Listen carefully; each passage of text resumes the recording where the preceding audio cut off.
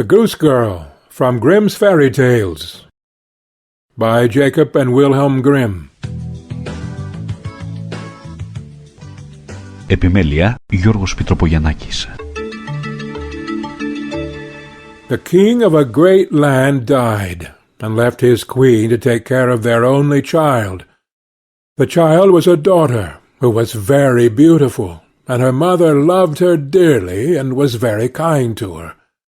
And there was a good fairy, too, who was fond of the princess, and helped her mother to watch over her. When she grew up, she was betrothed to a prince who lived a great way off, and as the time drew near for her to be married, she got ready to set off on her journey to his country. Then the queen, her mother, packed up a great many costly things, jewels and gold and silver, trinkets, fine dresses, and in short everything that became a royal bride. And she gave her a waiting-maid to ride with her, and give her into the bridegroom's hands, and each had a horse for the journey. Now the princess's horse was the fairy's gift, and it was called Falada, and could speak. When the time came for them to set out, the fairy went into her bedchamber, and took a little knife, and cut off a lock of her hair, and gave it to the princess, and said, "Take care of it, dear child, for it is a charm that may be of use to you on the road." Then they all took a sorrowful leave of the princess, and she put the lock of hair into her bosom, got upon her horse, and set off on her journey to her bridegroom's kingdom. One day, as they were riding along by a brook, the princess began to feel very thirsty, and she said to her maid, "Pray get down and fetch me some water in my golden cup out of yonder brook, for I want to drink." "Nay," said the maid, "if you are thirsty, get off yourself and stoop down by the water and drink. I shall not be your waiting-maid any longer." And she was so thirsty that she got down and knelt over the little brook and drank. For she was frightened, and dared not bring out her golden cup. And she wept and said, "Alas, what will become of me?" And the lock answered her and said, "Alas, alas, if thy mother knew it, sadly, sadly would she rue it." But the princess was very gentle and meek, so she said nothing to her maid's ill behaviour, but got upon her horse again. Then all rode farther on their journey, till the day grew so warm and the sun so scorching that the bride began to feel very thirsty again, and at last, when they came to a river, she forgot her maid's rude speech, and said, "Pray get down and fetch me some water to drink in my golden cup." But the maid answered her, and spoke even more haughtily than before, "Drink if you will, but I shall not be your waiting-maid." Then the princess was so thirsty that she got off her horse, and lay down and held her head over the running stream, and cried and said, "What will become of me?" And the lock of hair answered her again, "Alas, alas, if thy mother knew it, sadly, sadly would she rue it." And as she leaned down to drink, the lock of hair fell from her bosom, and floated away with the water. Now she was so frightened that she did not see it, but her maid saw it, and was very glad, for she knew the charm, and she saw that the poor bride would be in her power now that she had lost the hair. So when the bride had done drinking, and would have got upon Falada again, the maid said, "I shall ride upon Falada, and you may have my horse instead." So she was forced to give up her horse, and soon afterwards to take off her royal clothes, and put on her maid's shabby ones. At last, as they drew near the end of their journey, this treacherous servant threatened to kill her mistress if she ever told anyone what had happened. But Falada saw it all, and marked it well. Then the waiting-maid got upon Falada, and the real bride rode upon the other horse, and they went on in this way till at last they came to the royal court. There was great joy at their coming, and the prince flew to meet them, and lifted the maid from her horse, thinking she was the one who was to be his wife, and she was led upstairs to the royal chamber.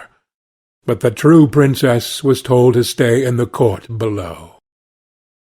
Now the old king happened just then to have nothing else to do, so he amused himself by sitting at his kitchen window, looking at what was going on, and he saw her in the courtyard.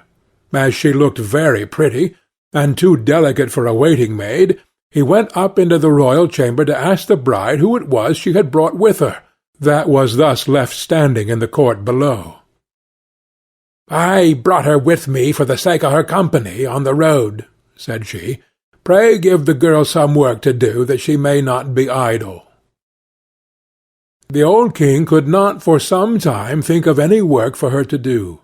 But at last he said, "I have a lad who takes care of my geese. She may go and help him." Now the name of this lad, that the real bride was to help in watching the king's geese, was Curdken. "Dear husband, pray do me one piece of kindness." "That I will," said the prince. "Then tell one of your slaughterers to cut off the head of the horse I rode upon, for it is very unruly, and plagued me sadly on the road." But the truth was, she was very much afraid lest Falada should some day or other speak, and tell all she had done to the princess. She carried her point, and the faithful Falada was killed. But when the true princess heard of it, she wept, and begged the man to nail up Falada's head against a large dark gate of the city, through which she had to pass every morning and evening, that there she might still see him sometimes. Then the slaughterer said he would do as she wished, and cut off the head, and nailed it up under the dark gate. Early the next morning, as she and Curdken went out through the gate, she said sorrowfully, "Falada, Falada, there thou hangest." And the head answered, "Bride, bride, there thou gangest. Alas, alas, if thy mother knew it, sadly, sadly would she rue it." Then they went out of the city, and drove the geese on. And when she came to the meadow, she sat down upon a bank there, and let down her waving locks of hair, which were all of pure silver. And when Curdken saw it glitter in the sun, he ran up and would have pulled some of the locks out, but she cried, "Blow, breezes, blow, let Curdken's hat go. Blow, breezes, blow, let him after it go. O'er hills and dales and rocks away be it whirled, till the silvery locks are all combed and curled." Then there came a wind so strong that it blew off Curdken's hat, and away it flew over the hills, and he was forced to turn and run after it, till by the time he came back she had done combing and curling her hair, and put it up again safe. Then he was very angry and sulky, and would not speak to her at all. But they watched the geese until it grew dark in the evening, and then drove them homewards. The next morning, as they were going through the dark gate, the poor girl looked up at Falada's head, and cried, "Falada, Falada, there thou hangest." And the head answered, "Bride, bride, there thou gangest. Alas, alas, if thy mother knew it, sadly, sadly would she rue it." Then she drove on the geese, and sat down again in the meadow, and began to comb out her hair as before. And Curdken ran up to her, and wanted to take hold of it, but she cried out quickly, "Blow, breezes, blow, let Curdken's hat go. Blow, breezes, blow, let him after it go. O'er hills and dales and rocks away be it whirled, till the silvery locks are all combed and curled." Then the wind came and blew away his hat. Then off it flew a great way, over the hills and far away, so that he had to run after it, and when he came back she had bound up her hair again, and all was safe. So they watched the geese till it grew dark. In the evening, after they came home, Curdken went to the old king and said, "I cannot have that strange girl to help me to keep the geese any longer." "Why?" said the king. "Because, instead of doing any good, she does nothing but tease me all day long." Then the king made him tell him what had happened, and Curdken said, "When we go in the morning through the dark gate with our flock of geese, she cries and talks with the head of a horse that hangs upon the wall, and says, 'Falada, Falada, there thou hangest,' and the head answers, 'Bride, bride, there thou gangest, alas, alas, if thy mother knew it, sadly, sadly would she rue it.'" And Curdken went on telling the king what had happened upon the meadow where the geese fed, how his hat was blown away, and how he was forced to run after it, and to leave his flock of geese to themselves. But the old king told the boy to go out again the next day, and when morning came he placed himself behind the dark gate, and heard how she spoke to Falada, and how Falada answered. Then he went into the field, and hid himself in a bush by the meadow's side, and he soon saw with his own eyes how they drove that flock of geese, and how, after a little time, she let down her hair that glittered in the sun. And then he heard her say, "Blow, breezes, blow, let Curdken's hat go. Blow, breezes, blow, let him after it go. O'er hills, dales, and rocks, away be it whirled, till the silvery locks are all combed and curled." And soon came a gale of wind, and carried away Curdken's hat, and away went Curdken after it, while the girl went on combing and curling her hair. All this the old king saw. So he went home without being seen, and when the little Goose Girl came back in the evening he called her aside and asked her why she did so.